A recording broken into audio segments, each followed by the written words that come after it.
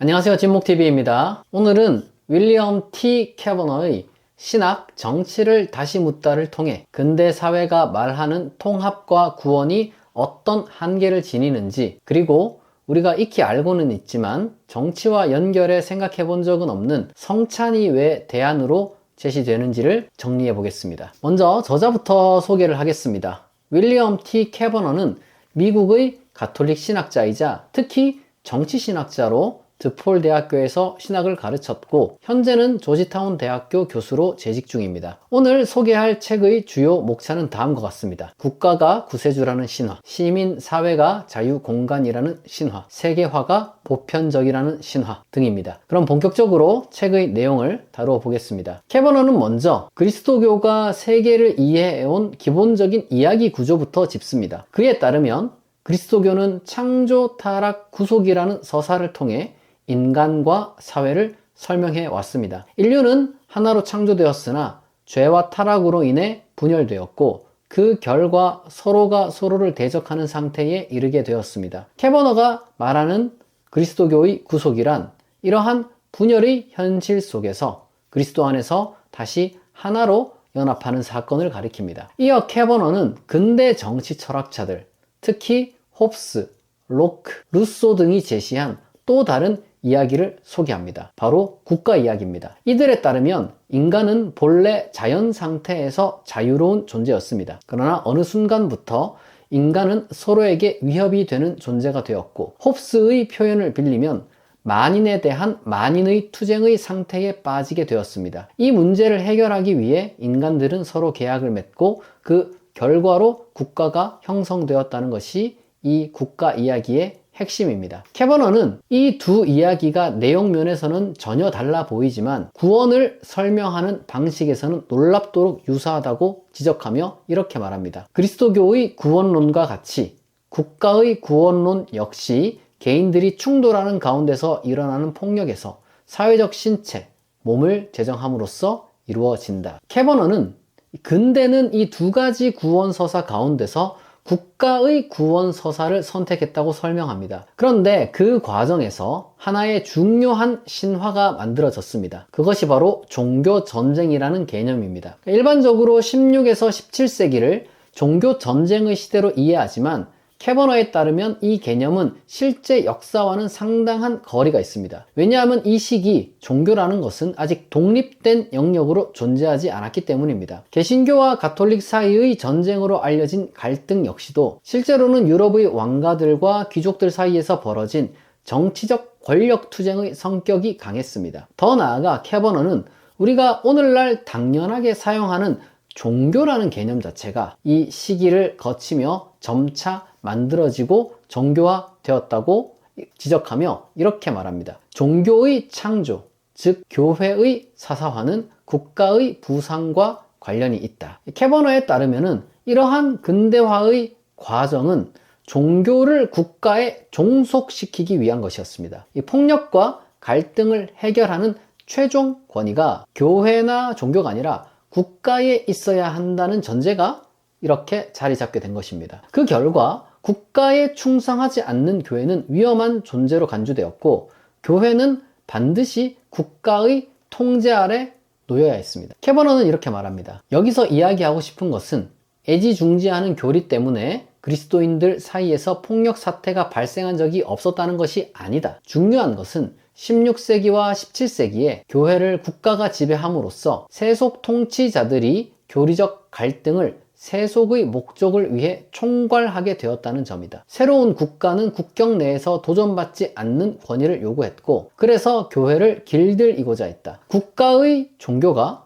교회의 종교를 대체하면서 더 정확하게는 교회와 분리될 수 있는 종교라는 개념이 발명되면서 교회의 지도자들은 국가의 시종이 되었다. 캐버너는 이어서 19, 20세기를 지나며 세속 국가가 평화의 대안이 되지 못했다는 점을 지적합니다. 근대 국가 역시 새로운 전쟁과 갈등을 끊임없이 만들어 왔고 그 양상은 소위 종교 전쟁과 크게 다르지 않다는 겁니다. 그렇다면 이 문제를 어떻게 이해하고 또 어떻게 넘어설 수 있을까요? 캐버너는 종교가 사적 영역으로 후퇴한 현재의 상태에서 다시 본래의 사회적, 정치적 영역으로 나아가야 한다고 말합니다.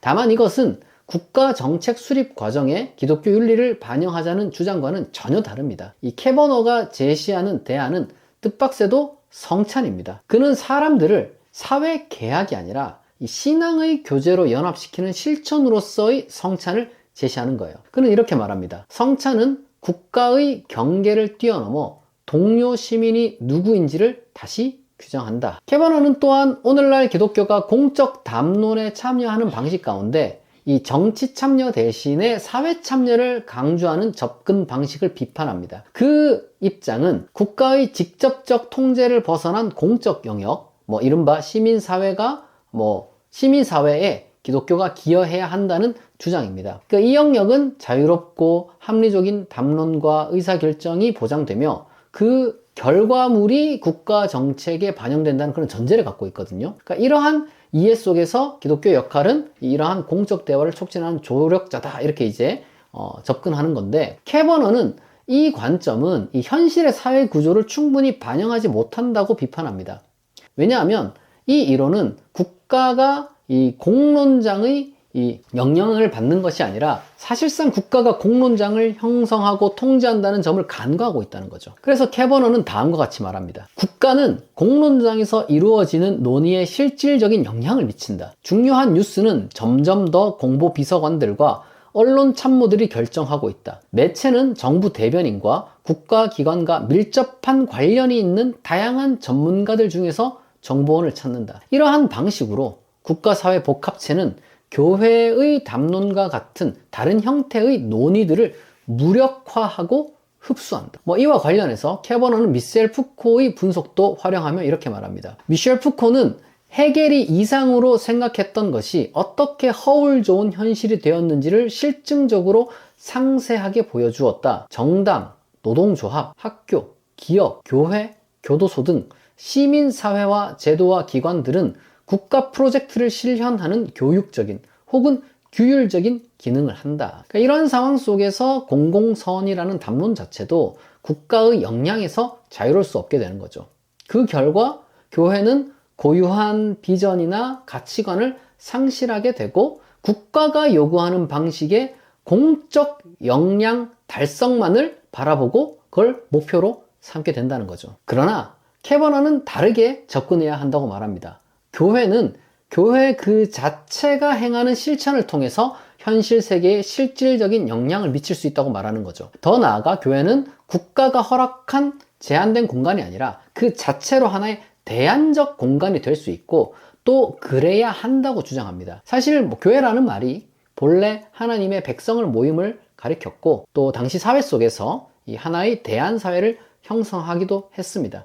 그런 의미에서 교회는 공적인 동시에 하나의 공간이기도 하다는 거죠. 자, 캐버너는 이제 마지막으로 세계화의 문제를 다룹니다. 오늘날 세계는 통신과 이동수단의 발달을 통해 이 국가 간의 경계를 넘어서 긴밀하게 연결되어 있고 특히 경제 영역에서 그 영향은 분명합니다. 과거에는 이 국가가 사회 내부의 다양한 제도와 기관을 압박했다면 이제는 이 국제적인 차원의 자본의 흐름이 국가 자체를 압박하는 시대가 됐습니다. 이 과정에서 모두를 하나로 묶는 새로운 약속은 경제성장, 공통소비가 됩니다. 이거는 이제 국가 구원을 넘어서는 또 하나의 구원 신화라고 이 캐버너는 말하는 거죠. 그러나 이 역시 분명한 양면성을 지닙니다. 세계화, 이러한 어떤 그 글로벌화는 표면적으로는 통합을 약속하지만 실제로는 더 깊고 더 심각한 구조적인 소외를 만들어내는 거죠. 캐버너는 이를 다음과 같이 설명합니다. 세계화가 지역의 전통 문화를 시장화하는 반면 해당 공간에 거주하는 이들은 코카콜라와 콜게이트로 대표되는 보편적 문화에 자신의 전통을 잃어간다. 지역적이고 특수한 것은 그 참신함 때문에 정확하게 소비자들의 상찬을 받는다. 그러나 이상적인 소비자는 모든 세부 사항과 분리되어 있다. 새로움은 점차 사라지고 특수한 것들은 상호 교환이 가능한 것으로 바뀐다. 원하는 것은 욕망 그 자체다. 이처럼 끊임없이 소외를 만들어내는 이 세계화의 현실 속에서 이 캐버너는 다시 한번 성찬을 대항서사로 제시합니다. 그가 보기에 진정한 보편성은 이러한 초국가적 기업을 통해 이루어지지 않습니다. 성찬은 언제나 지역 공동체 안에서 집례되는 것이지만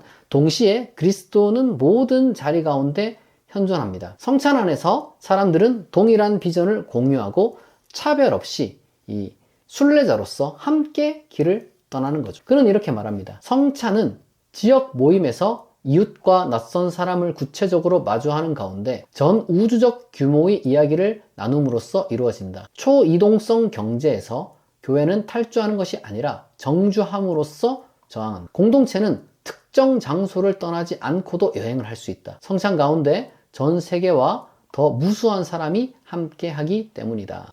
이런 맥락에서 캐버너는 성찬을 거행하는 모든 교회가 전 세계의 기독교인뿐 아니라 이웃과 낯선 이들이 겪는 소외까지 함께 기억해야 한다고 말합니다. 개교회주의는 이 바울이 이미 고린도 공동체의 이 성찬에서 누군가를 배제하는 행태를 단호히 정죄했던 그것과 이제 다르지 않는 거죠. 끝으로 이제 캐버너는 이제 엘살바도르의 사건을 언급하며 책을 마무리합니다. 예수의 사제 로틸리오 그란데는 농민들과 함께 살며 당시 불의한 군부를 비판하다가 1977년 군부의 지원을 받은 암살단에 의해 총격으로 사망했습니다. 이후 대주교 오스카 아르눌포 로메로는 단 한 차례의 장례 미사만을 거행하겠다는 비상조치를 취합니다. 이게 어떤 의미냐면 이 사회적 지위나 계층을 막론하고 모두가 단 하나의 같은 공간으로 모여야 한다는 선언이었다는 거죠.